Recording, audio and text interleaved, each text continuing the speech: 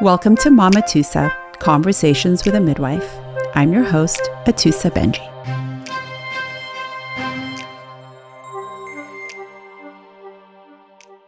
A quick note before today's episode.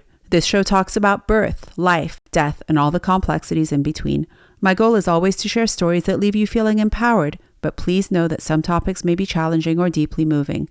Also, while I'm an experienced midwife, I'm not your midwife, and the information on this podcast is not intended to be medical advice. Please consult your healthcare provider when considering what is best for you as an individual.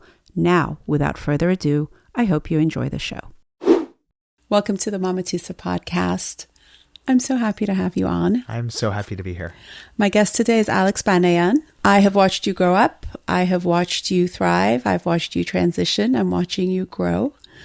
I am just so honored to be on this journey with you, and thank you for your time. And I just have to say that Alex was my very first sounding board with this Mama Tusa concept. And I remember we had a long talk over the phone, and I think you were in a cab.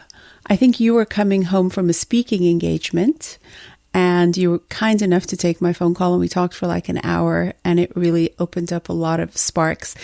Still took a minute for me to take action, but here we are. We're actually 6 months in. I'm so happy. So it's like a 6-7 month anniversary, and we just had an end of year wrap up, and it's going well. So thank you. Let me introduce you to Alex Banayan. So Alex is an author, a motivational speaker, a career coach, dear friend and guide. You are also on Forbes' list of 30 under 30, which is such a huge accomplishment, and also a renowned writer. At the age of 18, you were on the top sellers list. And I just remember you posting and actually sending to me and posting on social media the copy of The Third Door in New York City. Mm-hmm. And I was like, that is my little cousin on Times Square on a massive electronic billboard. And I'm like, yeah, he is, because that's who you are. So I love the book. I read it several times. I know people who use this as a textbook and refer to it at times when they're struggling with something or need a little bit of quick inspiration or even quick strategy. It's a textbook that I've seen people use. And it's essentially you interviewing many famous people about how they got into their career and why their career became what it became, including Maya Angelou, Pitbull, Jane Goodall, Larry King, Jessica Alba, Quincy Jones, Tim Ferriss, Bill Gates. My goodness. And you were 18 at that time? I started when I was 18 and it came out when I was 25. It took 7 years to get all of that done. And Alex is an international best-selling author and one of the youngest best-selling business authors in American history. So congratulations. Thank you. Congratulations. Welcome to the Mama Tusa podcast. Thank you. It's the end of 2025. I think it's a time of deep reflection for many, and a time in the world where many people are trying to make sense of things that are going on, and at the same time mitigating that with who they're becoming and who they are. Mm-hmm. And January is often a time of reflection and goals, but it's a time of introspection, and it's a time of making plans for the year ahead. And so I want to talk to you about transitions. Great. Talk to me about how the book came about, and tell me especially about the title, because I don't want to mess it up, because I have my own version of how I say it, but I want to hear about how you say it. Why The Third Door? So the whole premise of the book is I spent 7 years tracking down some of the world's most successful people in all different industries, and specifically looking at what does it take to cultivate a mindset of growth no matter what stage in life you're in. And the big analogy that I came away with from all these years of interviews, because I wasn't looking for that one key to success, you know, there's only those business books or those TED Talks, and I normally roll my eyes. Yeah. But what ended up happening over 7 years of interviews is I started realizing every single one of these people, it didn't matter if it was Maya Angelou in Stamps, Arkansas, or Steve Wozniak in Cupertino, every single one of these people treated life and business and success the exact same way. And the analogy that came to me is that it's sort of like getting into a nightclub, in the sense there's always 3 ways in. So there's the first door, the main entrance, where the line curves around the block, where 99% of people wait in line hoping to get in. And we all know what that line looks like. People standing out in the cold, hoping the bouncer lets them in. That's the first door. And then there's the second door, the VIP entrance, where the billionaires and celebrities go through. And for some reason, society has this way of making us feel like those are the only 2 ways in. You either wait your turn or you're born into it. But what I've learned, and what I'm sure you've seen many times in your own career, is that there's always, always the third door. And it's the door where you jump out of line, run down the alley, bang on the door 100 times, crack open the window, go through the kitchen. There's always a way in. And it doesn't matter if that's how Bill Gates sold that first piece of software or how Lady Gaga got her first record deal. They all took the third door. So as you were going through these interviews, what theme did you find that was consistent when people were reflecting and going through transitions and possibly losing themselves in some darkness before they saw the light? You know, I had a big, giant question that was a thread throughout my entire journey of the third door, which is how all these people became so fearless. You know, you look at Maya Angelou, you look at Bill Gates, my assumption is they had to have become fearless in order to achieve what they did. And, you know, you've known me since I was little. I was one of the most scared kids you'd ever meet. I had a nightlight on until I was 12. I was terrified of going on roller coasters. And when I started out doing these interviews for the third door, my natural question was around fearlessness. And what I started realizing in all of the interviews, not just in my research, but in every conversation, is I started to begin to see that every single one of these people were not only scared in the beginning, they were terrified the whole way through. And that didn't make any sense to me. But what I eventually began to realize was that it was never fearlessness they achieved, it was courage. And while the words sound very similar, the difference is critical. You know, fearlessness is jumping off a cliff and not thinking about it. Right. You know, it is idiotic. You do not want to be friends with that person. Right. Courage, on the other hand, is acknowledging your fear, analyzing the consequences, and then deciding you care so much about the end goal, you're still going to take one thoughtful step forward anyway.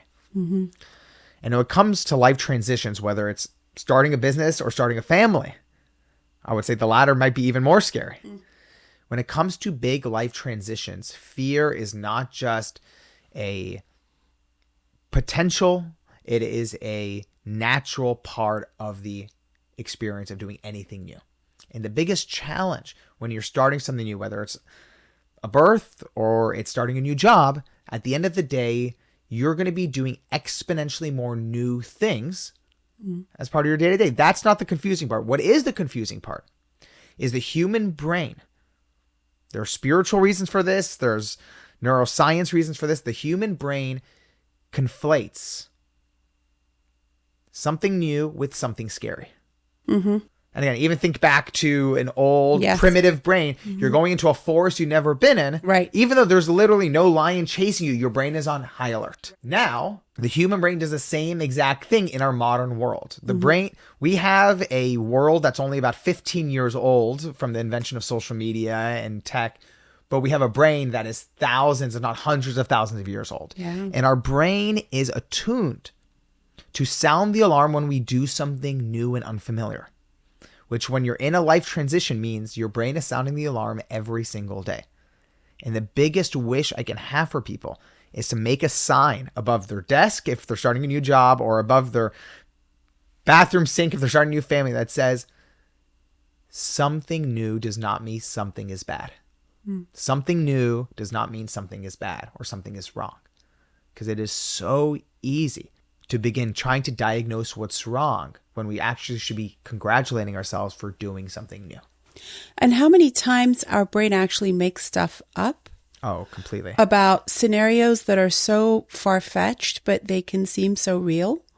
And I think how many times our brains focus on the negative instead of every single success that we've had.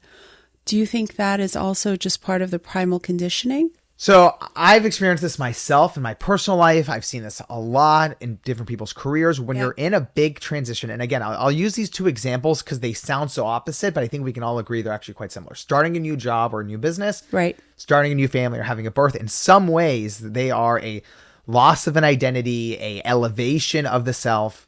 So whether you're looking at it from professional or personal, I'll use both examples because in both cases, you are being confronted with parts of yourself that you have successfully pushed to the side for most of your day-to-day life. When you're really in your flow in your relationship, or you're in your flow at your job that is sort of like mundane, the parts of yourself that you don't really want to see, Right. get very nicely tucked into the corner. Compartmentalized. And again, I've clearly never had a birth myself, but I've had lots of new jobs or new business or new projects, and I have to face parts of myself that I do not want to face. And then I would say the biggest thing that comes from that is, I can just speak from my own experience. I don't know if you can relate to this. The inner child wounds of not being safe, of not being enough, of thinking I won't be safe in the future, come back in full throttle. And so much of a life transition, at least, from my perspective, is being able to discern what's actually happening versus what is coming up so it can be let go. Right. And it is, that to me is the healing journey. People talk about how relationships are the highest place of healing. It's because they make you confront those parts that need to be let go. And the same is true in a new job. The highest growth comes from right in that beginning. The highest growth can come right from starting that new family, because the part of ourselves that we don't have access to come back up. And you said something really interesting at the beginning, which was courage comes from looking at all those fears and the risks and the potential, and then deciding that this is still worthwhile enough for me to move forward with it. One scary step forward. So at what point does one call it a fear-based decision where you're like, you know what, this is just too much? For example, having kids, it's so irrational. Makes absolutely no logical sense unless you look at it from a more primal place. And you look at the things in the world that are going on and all the risks and all the benefits, and you're like, you know what? Not for me. Why is it that for one person that can come from such a place of complete empowerment, and from another person, while they make the decision logically, it can feel like a failure? The reality is, I nor can anyone else tell anyone the right thing to do for such a personal decision. What I know for sure is that when you're making these important life decisions, the best gift you can give yourself is a clear direction. And can you ask yourself, whether it's you and your spouse or someone on their own, can you ask yourself, what is the purpose of my life? And I know that sounds really high and esoteric, but if you can really come down to it, knowing where you're going, and again, I mean that in the most simple way. It can be, the purpose of my life is to love, to be of service, to be in connection to God, to connection to my community, to start a family, whatever is your purpose. Knowing a sense of direction is one of the greatest gifts. And I know for me, I've never had a big life question where I had a perfect answer to. The closest I could get was to get still enough and pray and feel a nudge in the direction. And that direction was all I needed. And I'm not going to claim to come up with this quote because I think it's remarkable, but I heard it from a hospital chaplain that I just absolutely adore. And he said that in Scripture, God doesn't speak to people with destinations. He speaks to people with directions. And I thought that was so phenomenal. If you look at like the original story of Abraham, God doesn't say you're going here. You're saying you're going in this direction. I'm not even going to tell you where the there is, and I'm not even going to tell you all the good stuff that's going to be there. I'm just going to tell you you're going to have to leave all these things you know. Right.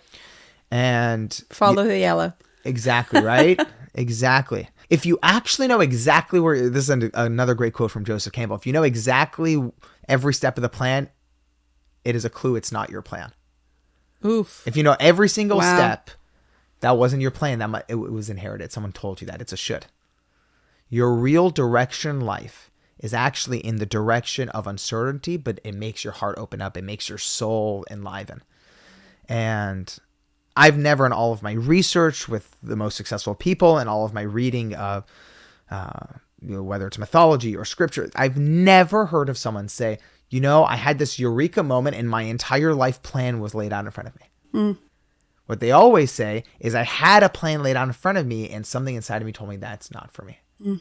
And I went this different direction and I was terrified and I went anyways. Right. And let me just pause you for a second, because our viewers span far and wide. So we have people who are expecting, perhaps people who are sitting at home with a baby, or further on in their postpartum journey, people thinking about getting pregnant, people considering birth in the community setting, midwifery, obstetrical, women who are going through all sorts of transitions, work, life, body, cancer, menopause, the world, and our identity as we know it. Like, what happens when your identity is I'm an American, or I'm an immigrant, or I'm a whatever I am, and you have all of these outside sources, and now with social media inundating you with information, our identity gets rocked. All of those life stages you just named, all to me are huge life transitions. Right. Huge. And every time you make a decision in those, at least from my experience, to only go to the pros and cons, the right and wrong, the statistics, robs you of actually the beauty of the moment, which is often it's a spiritual decision. It's an emotional decision. It's a spiritual decision. And we can get into decision paralysis when we get obsessed with trying to find the right answer as opposed to finding our answer. Mm-hmm. Mm-hmm. A famous example of someone who's chosen to not have biological children is Oprah Winfrey. Mm-hmm. Did she make a right decision? Did she make a wrong decision? Anyone who dares to answer that is wrong. Right. It is her decision. Right.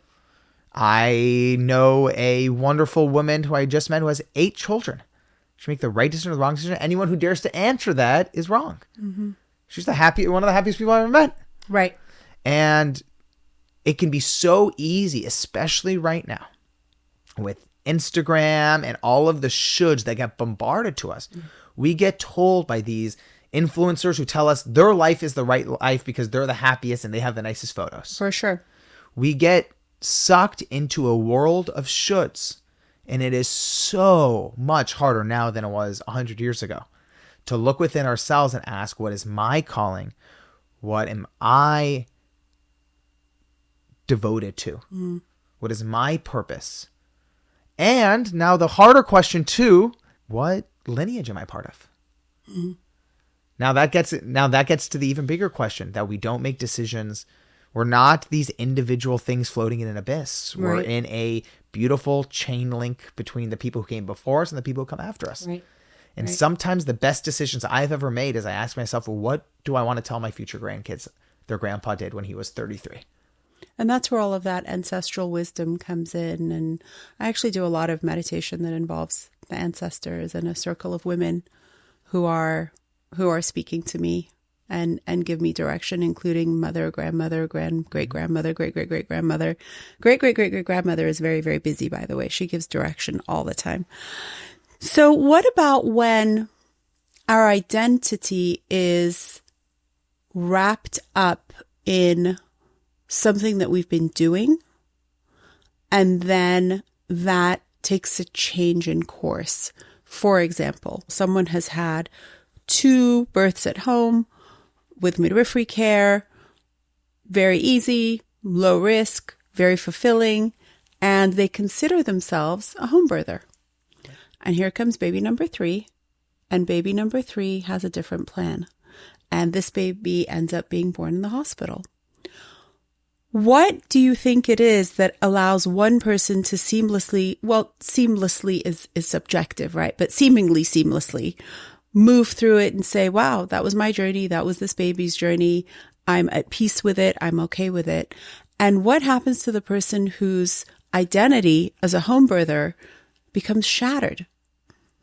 Or the person who dreamed of being married for 80 years and dancing at their 70th wedding anniversary. And that idea is shattered when the marriage doesn't work out.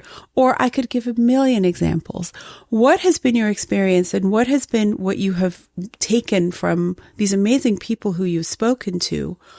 Who are the ones that can be malleable with this and who are the ones that don't recover? What I've seen is it's tough across the board because identity is such an essential part of the human experience. Now, the ones, in your question was the answer is the word malleable. Yeah. How much grace do you have in who you are? Right. Let's use a very tough example. There's people who go through wars, whose houses have burned down.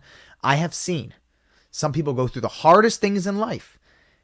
And their answer is, I am so grateful that I'm still alive and there's so much work to be done. Right. And I have so many people who have all of the best resources who cannot stop complaining about their coffee being too cold. Right. Now, the difference is, and it goes back to your question around identity, which is what part is our identity? So, you talked about, I'm a home birth person. Mm-hmm. Is the identity the home birth or is the identity I'm in touch with my body or I'm just, reaching for whatever things, it could right? be. Mm-hmm. Can we expand our sense of identity? Right. For example, let me take this into the professional world. Yeah. Someone can say their identity is I am the CEO of this company and then they get fired. Or their identity can be I am a leader who takes risks and provides and takes care of the people I look after. Can you expand your identity to something that circumstance cannot rock? If I may, a great example is my mother. You know her very well. She went through a huge life transition. I think it would be okay for me to share this, that her sense of identity had to expand in the face of a changing life circumstance. And she's one of the happiest people I know now because she's a huge inspiration to me. She's a hero of mine, a mentor of mine, where I see, she expanded her identity to what it means to be a mother, a friend, a daughter. And it's so easy for us. It's so easy for me to attach my identity to a thing, a person, a place. Or a goal. And then the success, and by the way, I go through this myself, the success or failure of that goal now is the success and failure of the whole identity. Right. Whereas if you can give yourself the gift of expanding that sense of identity, of what is it, what does it mean to be a mother? Again, let's go back to a birth example. What does it mean to have a beautiful birth? Does that mean it goes exactly to plan, or does that mean you are so in tune with your body's needs? Right. And what your baby needs next. Or your baby's needs. Or are you so in tune with your ancestors? Or are you how, the motivational speaker Tony Robbins talks about this. How can we change our rules so it becomes so easy to call ourselves a success? And that comes from an expansion, not a abandonment of success and failure. It actually comes from an expansion of our definition. It's so powerful because people who know me well know my journey into midwifery, but I had actually decided very early on as a child that I wanted to be a nurse. And I loved everything about nurses. I talk about this on my first episode. I grew up in England. Nurses had awesome uniforms. They took care of people. They had upside down watches. And I loved everything about nurses, including Florence Nightingale, who was one of my first heroes. I had my kids. I worked for a long time as a doula and decided I wanted to become a midwife. So naturally, I was inclined to move towards a nurse midwifery, which is a nursing program followed by a midwifery program. I did everything right, Alex. I got straight A's. I got into the best school. I was top of my class.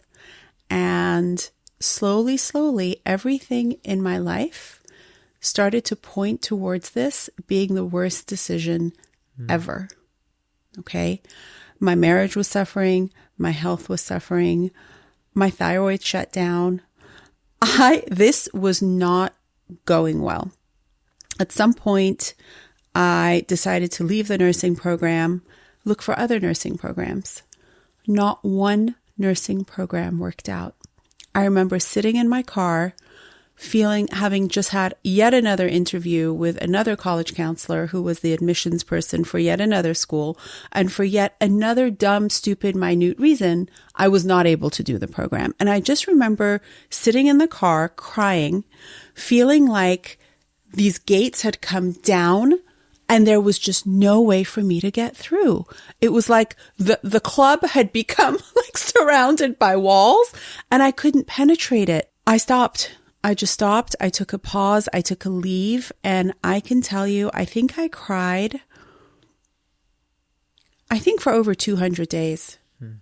I just cried. I cried all the time because the identity of being a nurse, I had already seen it. I was already doing it. I was a nurse, was gone. Where did my program go? Where did my nursing school friends go? And the devastation of it was mind-boggling. It was just beyond anything I've ever experienced. It happened right around when I was 39, 40. And then I got a phone call from the dean of the nursing school that I used to be at. And I'm like, oh, what? What do you want? She goes, hey, I'm just wondering, do you want to come and teach some of my nursing students? I think that it would be really great for them to hear about doula support and to hear about how doulas work, especially as they're going through their obstetrics rotation. I was like, are you freaking kidding me? You want me to come and teach doula support to my cohort that is living out my dream? There is no way. But universe made me say yes. Cried to the nursing school, cried in the car, wiped my tears, taught. It was great. Came back, cried, went home, cried. I did this 6 or 7 or 8 more times. While I'm in the nursing school teaching, in my classroom with my cohort, which if you want to be humbled, drop out of a program and then come back and watch them fulfill that, right? Mm-hmm. This woman who was a midwife and I wanted to become a nurse to be a midwife, right? So she says to me, hey, what's going on? And she was a nurse and a midwife. And I started crying. She goes, what's going on? I'm like, this was my classroom. Like, I'm supposed to be graduating with these people. I'm not in the program anymore. I've been asked to come in and teach the student nurses about doula support and labor support. And I'm devastated. And she goes, well, why did you want to become a nurse? I said, well, because I want to help women. I want to be present at births. I want to be an educator. I want to be an advocate. I want people to practice autonomy. She said, so be a midwife. I said, yeah, but I thought I was going to be a nurse midwife. She goes, well, you can be a midwife without being a nurse. And I was like, yeah, but that was not my original plan. Like, no, I'm not doing that. And she goes, well, I just want to tell you that I'm a nurse. I'm also a midwife, and I do not practice in the hospital setting.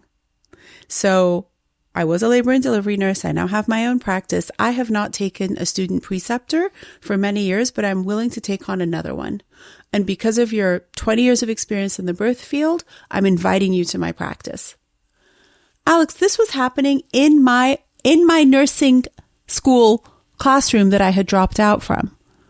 And I literally had to change the framework of nurse being the better option, which I don't know why, because I wanted to be a midwife, to being open, expanding my identity to this other form of entering midwifery, which I ended up working with her for many years. We still work together, and I actually support people in the out-of-hospital setting. But because of my nursing school experience and all the time I've worked in hospitals, I'm really good at being able to mitigate the two models, which actually makes me a really good doula and a really good midwife, because I can understand the medical team and I can understand the midwifery team, and I can help the client figure out their needs. So I became a midwife, but it brought me to my knees. It was not like, let me look into another program. And the school that I was looking into online programs, when I decided to send in my application, I had 48 hours before the deadline, which meant I had to get, all my grades and all my transcripts and all my letters of rec. Every single instructor who I reached out to on a weekend and said, hey, I need this by Monday. Do you think you can get it to me? Absolutely. I had that application in and an interview by the end of the month, and it just flowed. But letting go of that identity, and shout out to Amy Tinney, who was like, but you want to be a midwife, so be a midwife. And before that, Elliot Berlin had said it. Shout out to Dr. Berlin too. Just become a midwife, for God's sake. What that brings me to is so many people are sitting at home right now, and probably in your audiences, because I know you regularly speak to Fortune 500 companies and teams like Apple, Google, Nike, IBM, Disney, MasterCard, B of A, etc. And you're talking about resilience and growth mindset and leadership. And I think about your audiences, because I watch you speak and I see your audiences. I think about all those people in those corporate roles and all the life transitions that are going on superimposed on top of their corporate roles. And in this world now where so many women are working and career focused and then becoming moms, and where did my career go? Or they have been moms and now the kids are grown up, and then it's like, well, where did my career leave off? When life pauses one journey, which was tied to one identity, and now we are forced to recreate or expand, is that person who we once were still there? Is it worth going back to that original being? Or has that transformed so much that we almost have to start from where we are without looking back? Again, it's very hard to say. Yeah. I need direct answers, Alex. Come on. I need black and white. Black and white. It's very hard to say, because I've seen it cut both ways. Yeah. Which is someone abandons themselves and claims, oh, it's just the next step. And they live a life of resentment and regret. And someone else who actually learns how to let go and lives a life of liberation and growth. It can look the same on the outside, very different experience on the inside. On the inside. Especially when it's circumstantial. Like yours was quite circumstantial with nursing school and the midwifery. One of the biggest lessons I've learned that helps corporate executives, but it helps me in my day-to-day life, is the following quote, which is: the engine of the human mind is the story we tell ourselves about why something happened. Oof. The engine of the human mind is the story we tell ourselves about why something happened. You absolutely could have told yourself that you didn't finish the nursing program because you're not enough. Oh, yeah. Or you totally could have told yourself stories. the story that God has your back, the universe has a bigger plan for you, and when Amy showed up, it was actually your higher destiny calling you to a higher playing field. And where I can be of better service And where for you can me. be of better service. For me. The engine of the human mind is the story we tell ourselves about why something happened. I have seen people get giant rejections at work, and the next morning they show up fired up, ready to go. And I've seen people get giant rejections and they turn in their resignation the next day. What's the difference? It's the story they told themselves about why something happened. Someone's going through a breakup. One of my favorite questions I ask someone, if they tell me, I say, hey, how's your relationship going? And they say they break up. My first question is it a congratulations or an I'm sorry? And their answer has nothing to do with the truth. It has to do with the story they're telling themselves. Yeah. Because the beating up of self, which is one of the greatest addictions in the modern day. Oh, and then the notion that everybody else is doing it right.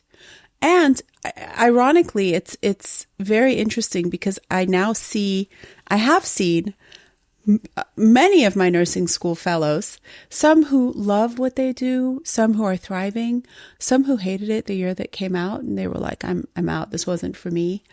And seeing how their life unfolded, because for me, I dropped out. I took this other path, crying at home for 2 years. They are thriving and happy, and they made the best choice, and they're off in the sunset with their stethoscope and their scrubs, which is also a whole load of baloney. Right. How powerful the mind is. You have an amazing imagination. Right. Everyone else's life is amazing. Everyone's doing it right. And yours is off path. Everyone is doing it right. And with all the images we get of and again, I'm going to talk about Instagram and TikTok, etc., but the perfect parent, the perfect spouse, the perfect home birth with the twinkly lights and the baby coming right on your chest and all those. We don't know everything that happened before and after that. And the problem with it is that the Instagram algorithm will continue to feed what you keep reading. So it's, have you heard the story? One of my meditations starts with it, where a tribal leader talks to his son and says, I have two wolves inside of me. One wolf is the wolf of fear and sadness and sorrow and hate and gluttony and envy. And the other wolf is the wolf of love and openness and adaptability and kindness and compassion. And the son says to him, well, which one are you going to listen to? Which one is going to win this fight? And the tribal leader says, the one that I feed. So what is Instagram feeding us? And as we continue to go down these rabbit holes, are we actually participating in more beliefs of self-hatred and how I did it wrong? Or are we able to exit and go more into, I'm expanding, I'm growing, this is painful. And I love transition, because we talk about it in midwifery. Transition is everything. Transition from non-mother to mother, maybe, or transition from finishing dilating to starting to push, which transition in the stages of labor is actually the hardest part of labor. It's when the body is finishing up that dilation, the baby is coming down, and you're getting ready to push out your baby. So the opening is there, and now the baby has to come down. For many people, transition is not this like, oh, I'm talking about unmedicated vaginal birth. It involves many times sweating and crying and changes in body temperature and speaking out. And the sign of transition, when you look at the stages of labor chart, is I can't do this anymore. It's self-doubt. And I sometimes wonder if that self-doubt is actually a form of surrender, because when a mom says, I can't do this anymore, makes us happy. Like that's like you're doing this, that's it's the letting go. It's that surrender. So if we, and again, I always say that birth is life and life is death and everything in between. But if we take that and we use that as an analogy of perhaps as we're shifting through these identities and we're transitioning, spiritually, we are shaking and vomiting and thinking, how can I do this? And it's really not until you tell that mama, like, mama, you are doing it. Like, you've got this. Your baby is coming. You're doing everything right. Listen to your body, that we get direction. Mm-hmm. Alex, your father, rest his soul, David, passed of pancreatic cancer after a battle that we watched him go through. In talking about transitions, how was that? How was it for me, or how was it for him? Well, I said that sort of jokingly, but actually funny enough, I never would have thought that the final week of my dad's life was one of the most calm weeks of his life. I have a mother, I have two sisters, I have a father, and one of the things that I learned in my father's passing is a hospital chaplain explained this so perfectly to me. He said, people die the way they live. Yes. And I got to see in some ways my dad's entire personality play out in a week, which is a gift. Wow. It's a gift to be able to see someone so up close and personal and so honest. You know, you can't hide from yourself. You can't hide from your family. And there was beauty, there was pain, there was love, there was hurt. It was the full spectrum of the human experience. And most of all, I felt love. And for me personally, that transition, changed me forever. It is impossible to see your father take his final breath and to walk out of that room the same as you walked in. And, in some ways, I'm Jewish, and in the Jewish tradition, they talk about a bar mitzvah becoming a man. But for me, reading from the Torah and having a party at 13 was nothing compared to seeing my dad take his final breath.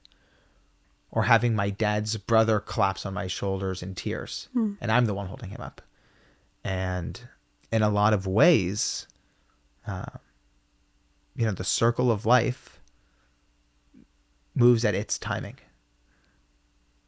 There's this big BS that we're raised with, which is, you're supposed to, you die in your 80s or your 90s. This whole, the Hallmark, narrative. Yeah, the story. I know you don't live that Hallmark narrative. I haven't lived that Hallmark narrative. No, we missed that memo.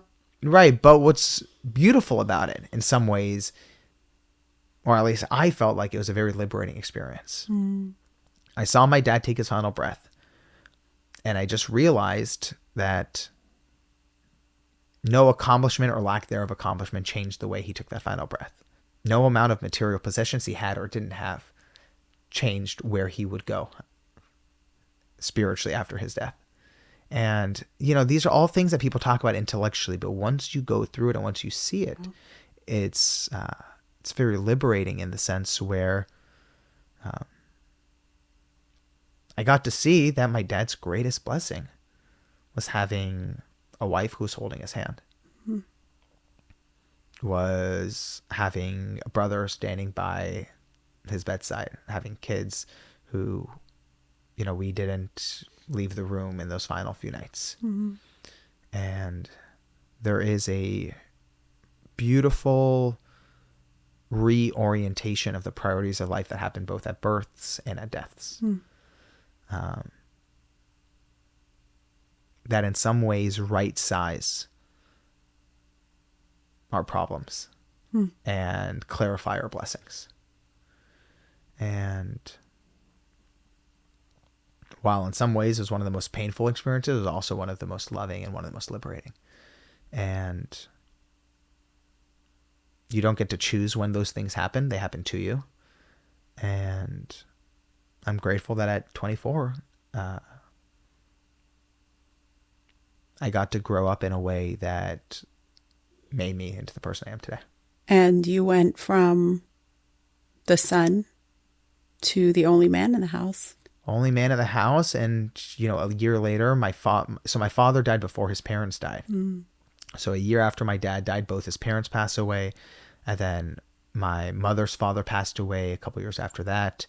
And it can sound just like a story, but it really feels like a spiritual, I can just speak from my own experience. It really did feel like a spiritual leveling up, if you could say, when there's no more, there's no more ceiling above me. Yes. There's no more the buffer is gone. There's no more men above me now.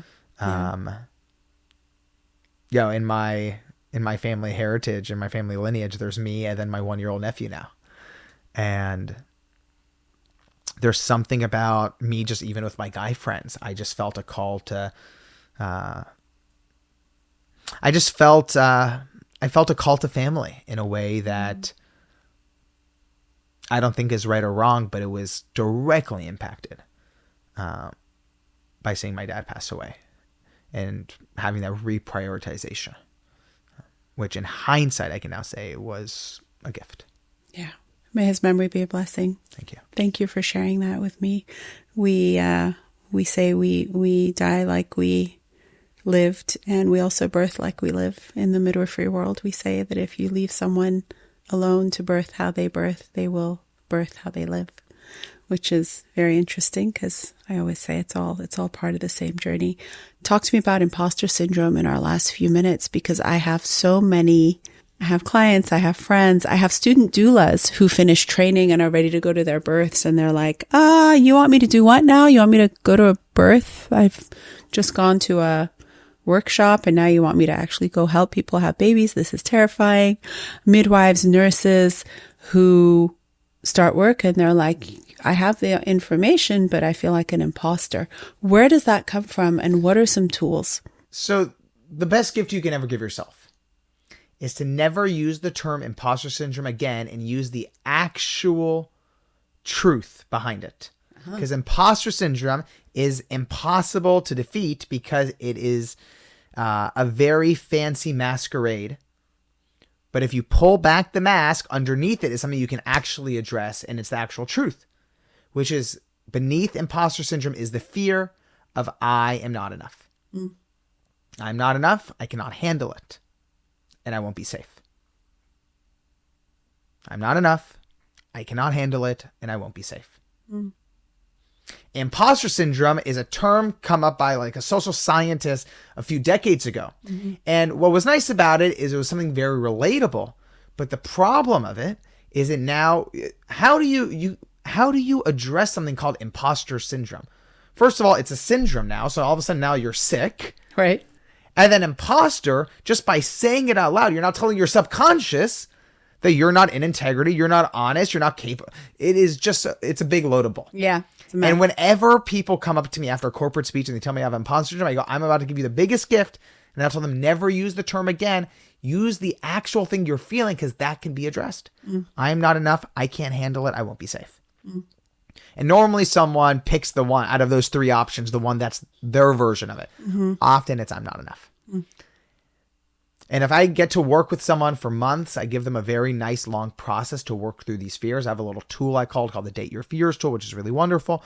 But sometimes I have about 30 seconds with someone before I have to get out of that hotel ballroom. Right. And I have to just look at them and give them I have to triage them. Right. And the fastest thing I do, I go, which parent lied to you and told you you're not enough? And they just sink in, and they always just the answer comes out of their mouth before they can say it. Wow. Or another question I'll say is, that voice that you're not enough, whose voice is that? Wow. And sometimes people want to resist, and I say, no, really ask yourself, what is your earliest memory of that voice saying that you're not enough, or you can't handle it, or you're not good enough, or you're bad? Whose voice is that? Yeah. And why it does not take 10 hours of therapy to get that answer. Or 100 or 1,000. It takes 30 seconds of stillness. Right. And radical self-honesty. When people are ready to answer that question, they can get the answer within 30 seconds.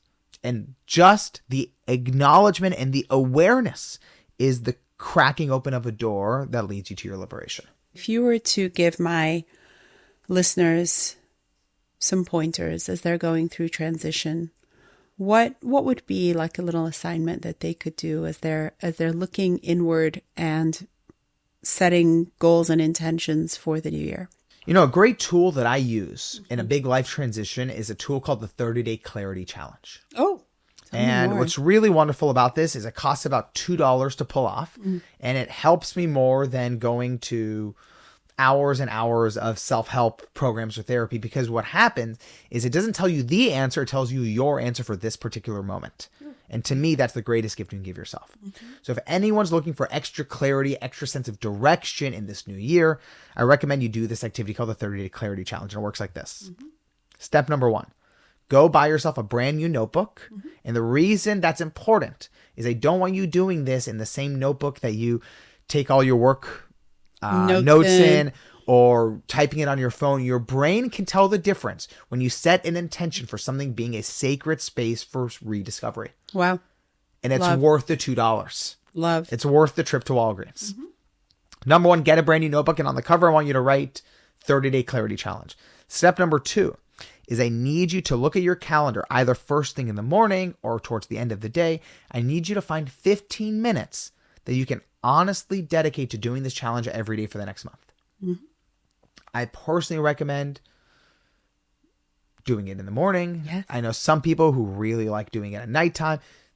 Different bodies have different styles. Yes. But do something that you can do. I don't want you to just try to find 15 minutes in the day every day. It's not going to work. Right. And I want you to set an alarm. So every day that alarm goes off at the same time, put it in your calendar and block off, protect it. Right. This is your time for you. It's like exercise. Otherwise it won't happen. Exactly. So I want you to schedule it. And just like exercise, if you miss a day, don't beat yourself up.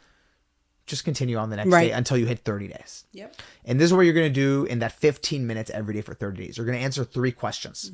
Question number 1, what drained me of energy today? Question number 2, what made me feel alive today? Question 3, what did I learn about myself today? And you're going to answer these 3 questions, and it's the same 3 questions for 30 days. And you're not going to judge your answers. You're not going to beat yourself up if you don't have an answer for what made me feel alive today. Your answer is, I can't think of anything. And keep writing. Right. Just because you think you're done after 3 minutes of this exercise, I need you to keep writing for the 15 minutes. Just keep that pen on the paper for 15 minutes. About 5 minutes per question.